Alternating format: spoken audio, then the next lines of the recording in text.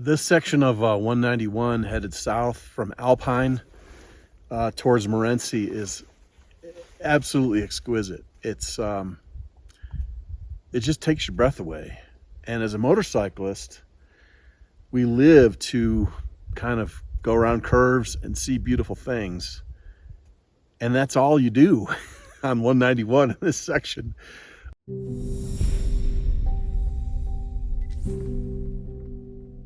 Welcome to MotoPat, Episode 7, Day 3, Chambers, Arizona to Gilbert, Arizona. This is the end of my repositioning trip where I moved the bike from Colorado to Arizona for the winter. It's always the case that great motorcycle rides have a beginning, a middle, and somewhere in the middle part is the best part of the ride, and then it inevitably ends.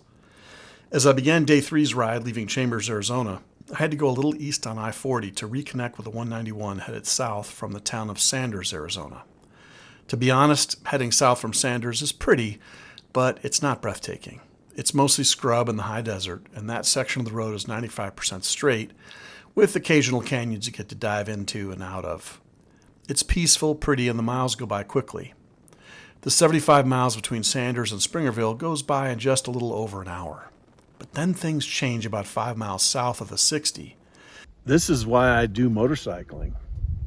And these days are how I get my mental health fix to just live life, I guess. The bike is fantastic. It's running flawlessly. I have to remind myself it doesn't have as big a fuel tank as the GSA, the BMW. So I really need to stop more often. And you really have to stop for fuel when there's fuel in this part of Arizona. Twice I literally filled up with less than 20 miles left to go in the range. Not a good idea. I may at some point buy the external gas can for this thing and just haul a little fuel with me. But it's just absolutely gorgeous. I mean, this day, I almost don't have words. I'm just so fortunate to be able to do this. And I know that a lot of you will look at these videos and go, oh man, that SOB, blah, blah. And I don't know, man, if it's, if this kind of experience is opposite of making money, I'm all for it. I'd rather have less cash and do this than have a bunch of cash in the bank and someday die with it in there.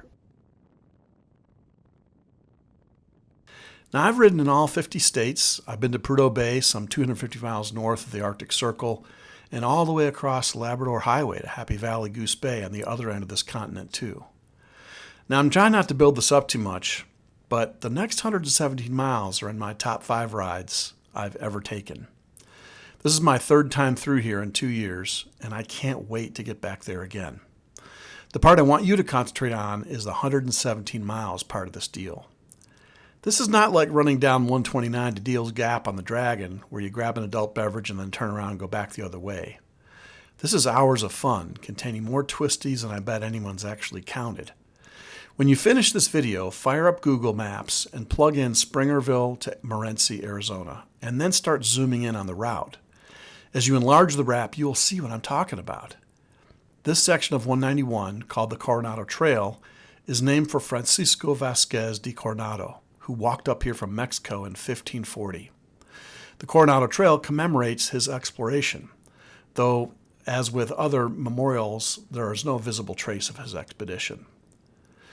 The 191 is a showcase for the varied and spectacular scenery of eastern Arizona, from the Sonoran Desert to grasslands and valleys of the southeast corner, across the steep and heavily wooded White Mountains, down to the more barren lava fields and red plains of the Petrified Forest region, and finally into the sandy expanses of the Navajo Indian Reservation.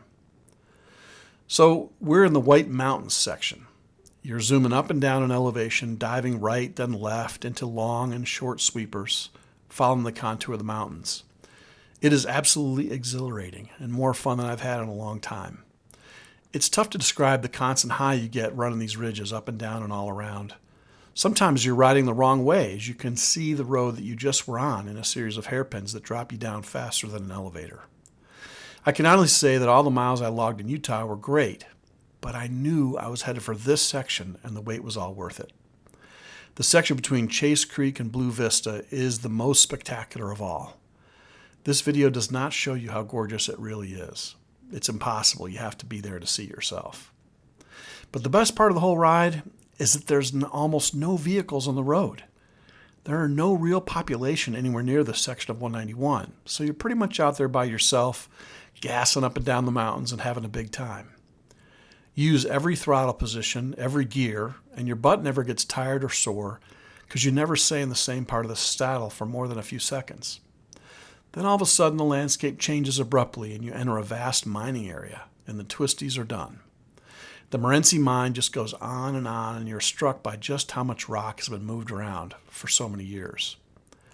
In the town of Safford, Arizona, I took one last look at 191 and turned west on 70 towards Globe and eventually to Gilbert, where my bike will once again be parked in my sister-in-law's garage.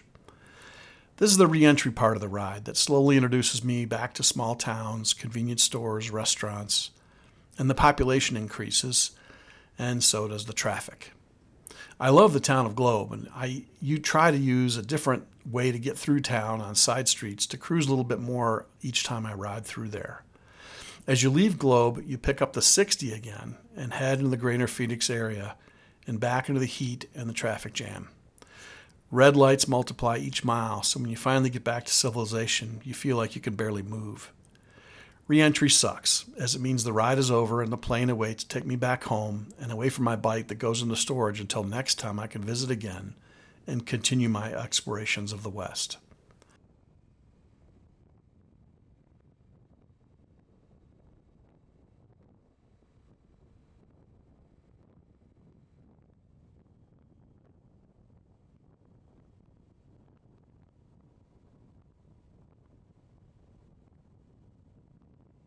I'm just so thankful and grateful to be able to do this, especially to my wife, Ellie. She is so patient with me disappearing and spending money and,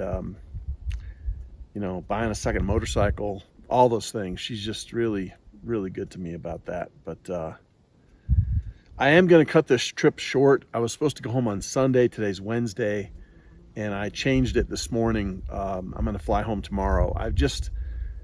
I've seen so much of 191. I don't need to go to the very end. I really will go there at some point, but it'll probably be next trip. I want to go to the end of 191 and check out the wall, the Mexico. I've never seen that. So that will happen at some point in the future. I'm not sure when. But thanks for watching. I hope you've enjoyed some of the video, the helmet camera video. It's just exquisite. It's just gorgeous up here, and doing this kind of thing so often, it's hard for me to imagine not believing in God and being faced with all this beauty. This is not an accident. There's no way this is accidental. This is all on purpose, and today I feel like God made all this for me, which is not correct, but that's just how I feel. I'm so appreciative and so just basking in the glory of creation here. I'm going to stop talking. I'm done. It's time to ride again.